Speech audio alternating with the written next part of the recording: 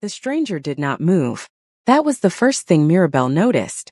Every other person in the Grand Obeisai Hall reception was in motion. Glasses lifting, conversations threading through the golden air, silk and linen shifting as bodies turned toward each other with the particular warmth of people celebrating something real.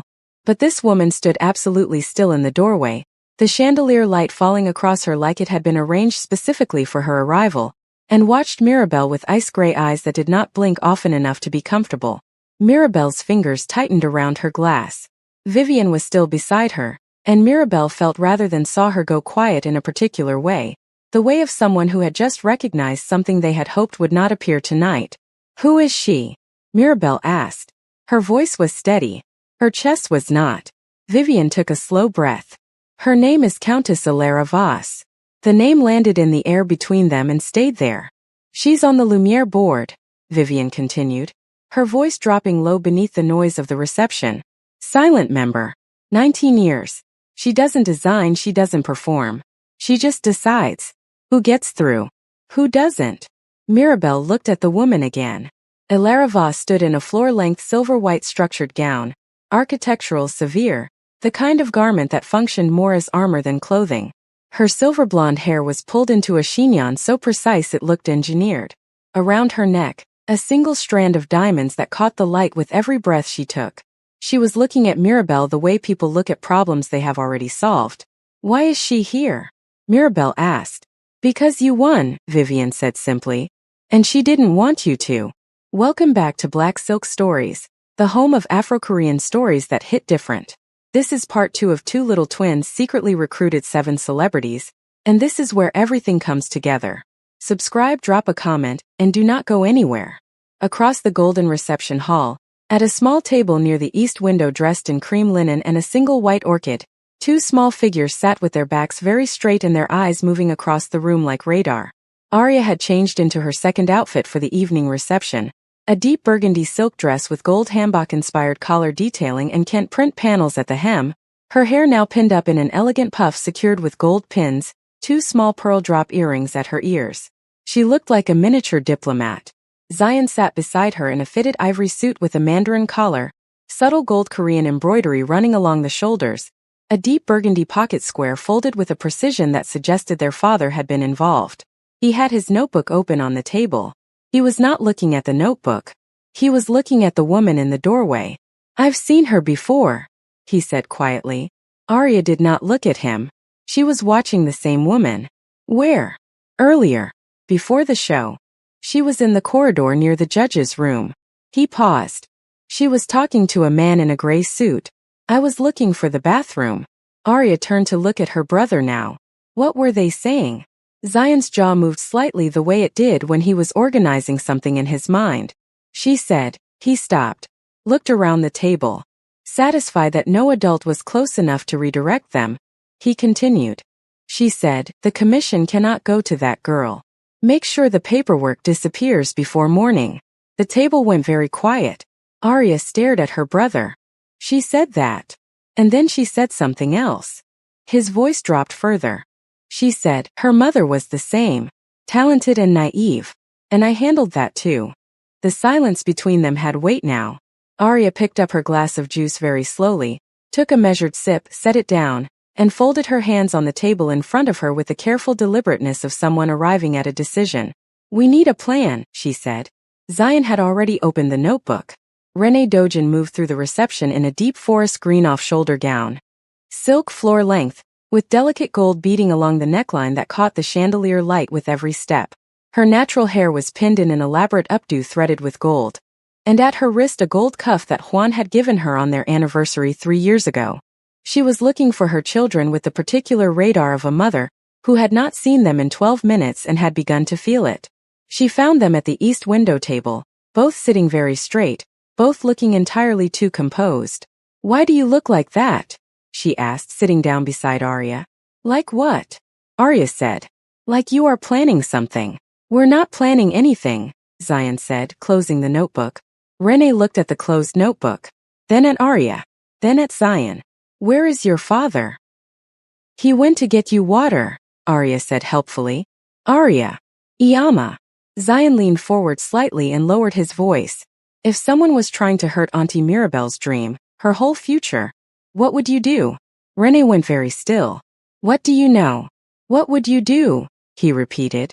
Renee Dogen looked at her 7-year-old son for a long moment. Then she sat back, crossed one leg over the other, and in a voice that was very quiet and very composed said, "Tell me everything." Juan Dogen returned with 2 glasses of water to find his wife and both children leaning toward each other over the table in intense, low-voiced conversation. He set the glasses down. Read the energy of the table in approximately 4 seconds. Pulled out a chair and sat down. What happened? He said. 3 faces turned to him simultaneously. He looked at Zion. Tell me. Zion told him. The telling took less than 90 seconds because Zion had already organized it in his mind and delivered it the way he delivered everything, precisely without drama, in the order that mattered. What he heard. What she said. What it meant. When Zion finished, the table was silent. Juan Dogen picked up his water glass, took a single slow sip, set it back down. His face had not changed, still the composed authority of a man who had built 3 companies before 40, but something behind his eyes had sharpened to a point. The man in the gray suit, he said. Did you see his face? Zion nodded. He had gray hair. A red pin on his lapel. Juan looked across the reception hall slowly, scanning with the unhurried certainty of someone who knew exactly what they were looking for. He found him in 40 seconds. That, he said quietly, is Bernard Leclerc. He manages the Lumiere Commission contracts. He set his glass down. And he has been afraid of me for 6 years because of a business deal I chose not to pursue. He knows I could have destroyed him and didn't. He straightened his jacket. A deep charcoal structured suit with fine gold Korean pattern detail along the lapels, an ivory pocket square, no tie. He will not enjoy this conversation. Arya watched her father stand. Appa. He looked at her. Be scary, she said. The corner of Juan Dogen's mouth moved. Not quite a smile, but close. I am always scary, Arya. I simply choose when to show it. He walked away from the table. Renee watched him go with the expression of a woman who had married exactly the right person. Across the hall, Mirabelle had not moved significantly from the window. She had put her glass down. Vivian was still beside her, and now Dominique Osei had appeared on her other side. A quiet, deliberate flanking that was not accidental. The 3 women stood together in the golden light, and from a distance they looked like they were simply talking. Up close, something more structured was happening. She's going to approach you, Vivian said. That's why she came. Not to cause a scene. Alara never causes scenes. She comes quietly and she makes you believe you have no choice. What does she want? Mirabelle asked. She wants you to walk away from the commission, Dominique said. Her voice was the kind of low that carried anyway. She'll make it sound reasonable. She'll tell you the commission isn't right for you yet. That you need more time, more experience. She'll wrap it in something that sounds like advice. And if I don't walk away? The 2 women exchanged a look. She'll find another way, Vivian said. She always does. Mirabelle looked across the room at Alara Voss, who was now moving slowly, deliberately, cutting through the reception with the patience of someone who had never once needed to hurry because the outcome was always already decided. Something moved through Mirabelle's chest. Not fear. Something older than fear. Something that had been building since she was a little girl watching her mother sketch at a kitchen table at midnight, whispering about Paris and collections and a dream that quietly went nowhere without her mother ever understanding why. Her mother was the same. Talented and naive. And I handled that too. Mirabelle did not know yet that she had heard those words. She did not know that Zion had heard them first. But she felt them, the way you feel the shape of something true before anyone has told you its name. She straightened her gown, the ivory and black structured gown of her own design, its lines clean and certain, and turned to face the direction Alara Voss was coming from. I'm not walking away, she said. Vivian looked at her. From anything, Mirabelle said. Alara Voss moved through the crowd the way cold air moves through a warm room. You felt it before you saw it. People stepped aside without quite knowing why. Conversations paused. Glasses stilled. She stopped in front of Mirabelle at a distance that was close enough for conversation and far enough to suggest that she had not yet decided to fully engage. The physical grammar of someone who believed they held all the power in a space. She looked at Mirabelle for a moment the way you look at a painting you have mixed feelings about. Congratulations, she said. Her accent was precise, European, each word placed with the deliberateness of someone who had never once spoken carelessly. Your collection is remarkable. Thank you, Mirabelle said. You have real talent. She tilted her head slightly. Which is why I think it would be a shame for it to be wasted on an opportunity you are not yet ready for. The reception noise continued around them. Nobody nearby was looking. But Vivian and Dominique, standing slightly back, were listening to every syllable. The commission, Mirabelle said. Not a question. Alara smiled. It was a precise smile. It reached nowhere near her eyes. You are young. You are independent. The commission requires infrastructure, industry relationships, a network that takes years to build properly. I have seen talented designers take it before they were ready and, a small pause, disappear. Or be made to disappear, Mirabelle said. Something shifted in Alara's face. Microscopic. But there. I'm simply offering guidance, Alara said smoothly. You offered my mother the same guidance, Mirabelle said. The reception seemed to hold its breath. Alara went very still. I don't know what you mean. I think you do. Mirabelle kept her voice even. She had not raised it. She had not needed to. Her name was Adiz. She entered the Lumiere 18 years ago. She made it to phase 2. She paused. And then she didn't. And she never understood why. And she died not understanding why. The ice-gray eyes did not move. But something behind them did. I cannot be responsible for every designer who. Her name, Mirabelle said quietly, was Adiz. Say it. The silence between them was complete now. Whatever bubble of privacy the crowd had accidentally provided them had thickened into something deliberate. Alara Voss opened her mouth. And then a small voice came from somewhere below the sightline of both women. Excuse me. Both women looked down.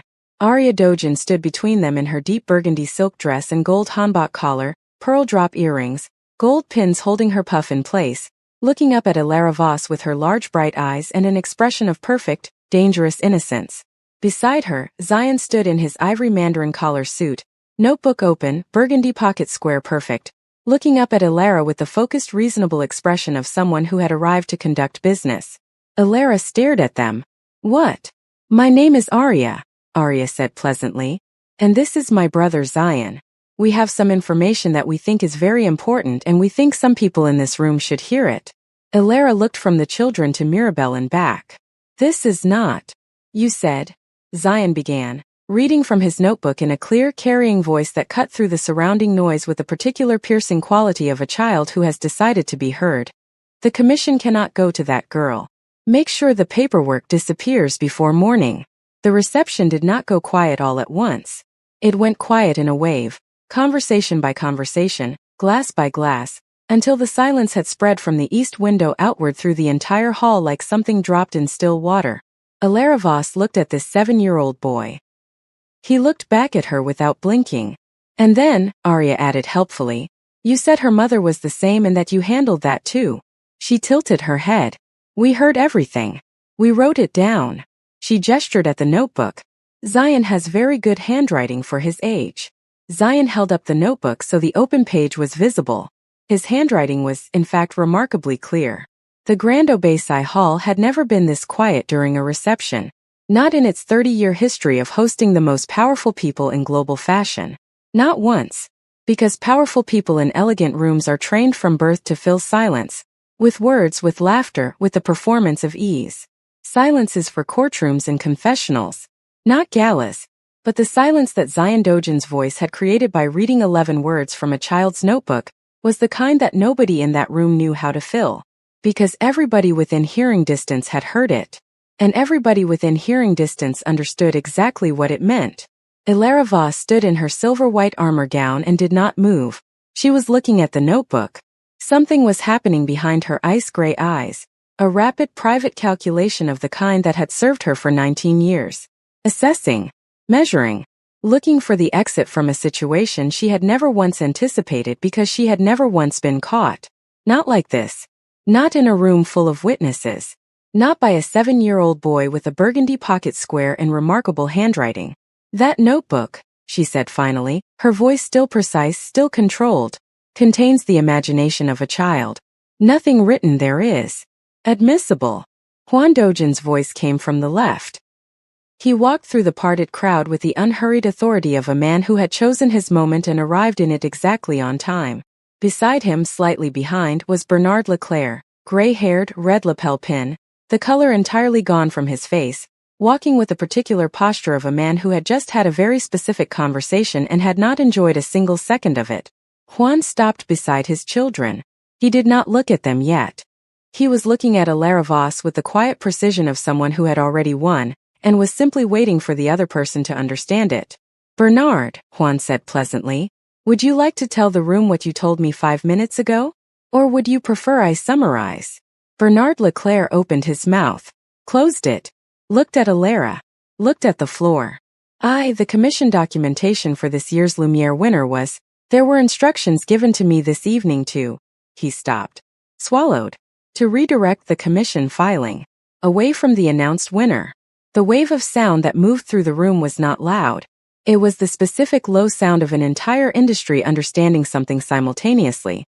Alara turned her ice-gray eyes to Bernard with an expression that could have frozen the fountain outside. He did not meet them. Those instructions, Juan continued, still pleasant, still unhurried, were given by Countess Voss. Bernard confirmed this to me directly. I have also, in the last 4 minutes, forwarded a recording of that confirmation to 3 members of the Lumiere's primary board, the competition's legal counsel, and 1 journalist whose name I think most people in this room would recognize. He adjusted his cuff. The recording is very clear. Bernard has an unfortunately loud speaking voice when he is nervous. Renée Dojin appeared at the edge of the crowd in her forest green beaded gown, watching her husband work with the expression of a woman who had never once doubted her choice, and moments like this were simply the confirmation of what she already knew. Arya looked up at her father. He looked down at her briefly. She gave him the smallest nod. He returned it, then looked back at Alara Voss. Countess Voss, he said, I believe the Lumiere board will want to speak with you. Tonight, I imagine. Not tomorrow. He tilted his head slightly. I would not make plans. What happened next moved quickly and quietly, the way serious things do in elegant rooms. Not with shouting or dramatics, but with the swift, decisive movement of people who had authority and were now using it. 2 members of the Lumiere's primary board appeared from somewhere in the crowd and approached Alara with the careful professionalism of people handling something that needed to be handled correctly. Bernard Leclerc was already on his phone in the corner, the red pin on his lapel looking somehow less significant than it had an hour ago. Alara Voss walked out of the Grand Obéi Hall between 2 board members with her spine perfectly straight and her chignon perfectly intact and her face carrying an expression that had finally, completely, run out of performance. She did not look back. The door closed behind her. The reception exhaled. Mirabel had not moved. She was standing exactly where she had been standing when Arya and Zion appeared between her and Alara, and she was standing there still, her ivory and black gown perfectly composed around her, her hands at her sides, her face doing something complicated that she had not yet fully translated even for herself. Vivian came to stand beside her, said nothing for a moment. She did it to my mother, Mirabel said. Her voice was very quiet. 18 years ago, my mother entered this competition. She made it to phase 2 and then, she stopped. We never knew why it ended. She never knew. She thought it was her. She thought she wasn't good enough. She spent the rest of her life thinking she wasn't good enough. The chandelier light fell across her face and caught the brightness in her eyes that she was not blinking away. She was good enough, Vivian said. I know. Mirabel pressed her lips together. I know she was. And you are more than good enough. Vivian turned to face her fully. And the commission is yours. It was always yours. Tonight just made it undeniable. Mirabel looked at her for a long moment.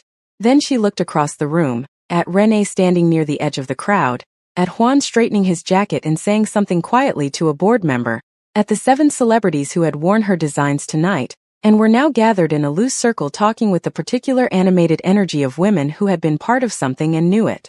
And then she looked down. Arya and Zion were standing directly in front of her. Arya had her hands clasped behind her back. Zion had his notebook tucked under his arm. Both of them were looking up at her with the expressions of people who had completed a mission and were waiting for the debrief. Mirabel looked at these 2 children for a long time. You heard her, she said. Earlier. In the corridor. I was looking for the bathroom, Zion said. And you wrote it down. He held up the notebook. I always write things down. And then you waited, Mirabel said slowly. You sat at that table and you waited for exactly the right moment. We didn't want to upset you before you won, Arya said simply. You needed to win first. Then we could fix the other thing. Mirabel stared at her niece. The other thing, she repeated. The commission thing, Arya clarified helpfully. And the mean lady. Zion nodded. We handled the mean lady. Mirabel pressed both hands over her mouth. Her shoulders moved. For a moment it was not clear whether she was laughing or crying, and then it became clear that she was doing both simultaneously. The kind of laughter that comes from somewhere so deep it brings tears with it. The kind that happens when relief and grief and joy arrive in the same moment and the body simply cannot process them separately. She crouched down to their level. She looked at Arya, Zion, at these two extraordinary 7-year-old people, who had stopped a Bentley and prayed for 7 and written down 11 words in a notebook that had dismantled 19 years of careful, cruel architecture. Your mom and dad, she began. We know, Zion said. You don't know what I was going to say. You were going to say our mom and dad would be proud. He looked at her with his calm, certain eyes. But actually we think your mom and dad would be proud. That's more important right now. Mirabel looked at this boy. Then she pulled both children into her arms and held them the way you hold something you are terrified of losing and enormously grateful for, and cannot believe is yours. Arya patted her back with great seriousness. It's okay, Auntie Mirabel. We planned the whole thing. I know you did, baby. Zion wrote the plan in Korean so nobody could read it. Only 3 words were Korean, Zion said from somewhere near Mirabel's shoulder. The rest was just bad handwriting. Mirabel laughed again. Cleaner this time, just laughter. The grief temporarily set down. She held them tighter. Renee found them like that and stopped walking. Juan came to stand beside her. Looked at the 3 of them on the floor of the Grand Obasai Hall. The tall, curvy young woman in her ivory and black gown and the 2 small children in their burgundy and ivory finest, tangled together in the middle of the most prestigious fashion event of the year, completely unbothered by any of it. Renee leaned slightly into her husband. Juan put his arm around her without looking away from the scene in front of them. Your children, Renee said softly. Our children, he said. The commission documents were signed 3 days later in a glass-walled office overlooking the city, with Vivian Carter sitting across the table from Mirabel as a witness, and Dominique Osei beside her, and the lead Lumiere board member, a tall Senegalese woman named Madame Koura Diop, who had championed Mirabel's collection from the beginning, and who had been quietly furious about Alara Voss for longer than anyone knew, presiding over the signing with the satisfaction of someone correcting a very old wrong. Mirabel signed her name in full. Mirabel Adiz Okonkwo. She had added her mother's name to her signature 3 days ago, and had not told anyone yet. It was just there, quiet, present, permanent. Madame Koura looked at the signature. Then at Mirabel. Your mother's name? Yes. The older woman held her gaze for a moment. She would have been extraordinary. She was, Mirabel said, even without anyone knowing it. Alara Voss's removal from the Lumiere board was announced quietly through industry channels the following week. No drama. No public statement. The kind of exit that powerful institutions engineer when they need something to disappear without the disappearing becoming its own story. Bernard Leclerc resigned the same afternoon. The industry noticed. The industry always notices. But what the industry talked about, in studios and showrooms and the private group chats of editors and stylists and buyers, was not the exit. It was the collection. It was rooted. It was the midnight blue gown and the rust ochre suit and the ivory gown that moved like water. It was the 2 children who had walked that runway like they owned it. It was the Afro-Korean twins from a billionaire household who had stopped a Bentley, recruited 7 celebrities, and dismantled a 19-year conspiracy with a child's notebook and perfect timing. The story moved the way true stories move, person to person, city to city, unstoppable. 6 weeks after the gala, Mirabel opened her studio. Not the room in the Dojin house, though she would always love that room, would always feel her mother's presence in the morning light it collected. Her own studio. A wide, sun-filled space in the city with white walls and concrete floors and light that fell across everything with the clean generosity of a space that had been waiting for its purpose. The sign above the door read, Rooted. The opening was private, family only, which in Mirabel's world meant the people who had chosen to be. Renee arrived in a deep plum wrap coat over wide-leg trousers, pearl earrings, natural hair loose for the first time in months, falling in soft coils around her face. She walked through the studio slowly, touching nothing, looking at everything, and when she reached the back wall where Mirabelle had pinned the original sketches, the first ones, the ones drawn at 2 in the morning in the Dojin house with the fountain running outside, she stood very still for a long time. Juan arrived directly from a meeting in a deep navy overcoat over a crisp white shirt, the collar open for once, looking slightly less like a man who owned things and slightly more like a man who was happy about it. He shook Mirabelle's hand and then, unusually, pulled her briefly into a hug. He said nothing. He did not need to. Vivian came in a caramel and gold cord, wide palazzo trousers, structured blazer, gold jewelry stacked at her wrist and throat, and stood in the center of the studio and turned slowly, taking it all in and said, "This is the beginning. Not the middle. The beginning." She pointed at Mirabelle. "Remember that." Dominique came in emerald green again, a deeply structured wrap dress this time, different from the gala but carrying the same authority, and brought with her Mei-Lin and Yuna and Solange whose locks were down today, loose and extraordinary, and Jordan who was somehow even more remarkable in person in a casual setting, and Kate who laughed at something Zion said within 45 seconds of arriving, and did not fully stop laughing for several minutes. And the twins. Arya wore a mustard yellow dress with deep tint print panels and white sneakers that she had negotiated very hard for and eventually won, her hair in 2 fresh puffs with mustard ribbon ties. She walked into the studio, looked around at everything, walked to the center of the space, and stood there with her arms out slightly and her face turned up toward the ceiling light. "It smells like new," she announced. "That's paint," Zion said. He was in a clean white shirt and dark trousers and his good trainers, hands in pockets, looking around with the assessing eyes of someone taking inventory. "And fabric. And possibility." Arya lowered her face and looked at him. "That's very poetic, Zion." "I know. Where did that come from?" "I've been reading more." Mirabelle watched them from the doorway of her studio. Her studio, those words still new enough to feel slightly unreal, and felt something settle in her chest that had not been settled in a very long time. Something quiet and certain and rooted. She was wearing her own design. A deep Russ-structured midi dress with Ankara detail at the collar and cuffs, her long dark hair loose and falling gold earrings, no other jewelry. Simple. Intentional. Hers. She looked at the room full of people who had chosen her, who had been found by 2 small extraordinary children and delivered here by something that felt, on every level, like it had been arranged by forces larger than any of them. She thought about her mother at the kitchen table. Midnight. Sketches spread across the surface. Whispering about Paris. "Say it like you mean it." She said it, quietly to herself, in the doorway of the studio that bore her mother's philosophy as its name. "I am the best in the world." She meant it. Later, when the opening had softened into the warm noise of people who liked each other eating and talking in a beautiful space, Arya found Mirabelle standing near the window with a glass of water, the same posture, almost as the gala night. But different. Entirely different. She stood beside her auntie and looked out at the city. "Are you happy?" Arya asked. Mirabelle looked down at her. "Yes. Really happy. Not just okay happy. Really happy." She crouched down. "Are you?"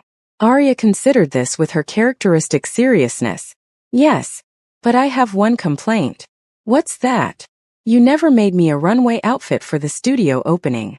Mirabelle looked at the mustard dress and the white sneakers and the Kent panels and the ribbon ties. "That is a Mirabelle Okonkwo original and you know it."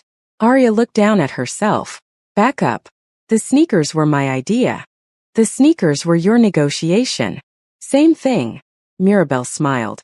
Full and real and unguarded. Arya smiled back with her round cheeks and her bright eyes and the one ribbon tie that had already come slightly loose. Across the room Zion was showing Vivian Carter his notebook. She was reading it with genuine attention, asking him questions, and he was answering them with the composed precision of someone who expected to be taken seriously and generally was. "He's going to be terrifying when he grows up," Vivian said to Renee later. "He's terrifying now," Renee said pleasantly. "We're managing it." That evening, after the guests had gone and the studio was quiet, Mirabelle sat alone on the floor rooted with the lights low and her sketchbook open on her lap. She drew. Not for the commission, though the commission work had already begun, already alive in her mind in ways that kept her up at night with excitement rather than dread. Not for anyone yet. Just for herself. The way she had always drawn since she was small, since her mother had put a pencil in her hand and said, "Show me what you see." She drew two small figures, a girl with two puffs, a boy with a notebook. She drew them standing in front of a gate. She drew a Bentley. She wrote underneath it, in her own handwriting, in letters that were not as even as Zion's but were entirely her own. They came. They prayed. They stopped the car. And everything changed. She looked at it for a long time. Then she turned to a fresh page. And she began. The end. And that is the complete story of two little twins secretly recruited 7 celebrities. Afro-Korean story. Two little twins. 7 celebrities. One dream that was never going to be stopped. Thank you for watching Black Silk Stories, the home of Afro-Korean stories that hit different. If this story moved you, share it with someone who needs to believe in their dream today. Subscribe, drop a comment, and tell us, what did Arya and Zion make you feel? We will see you for the next story. Black Silk Stories, where every thread has a story, and every story hits different.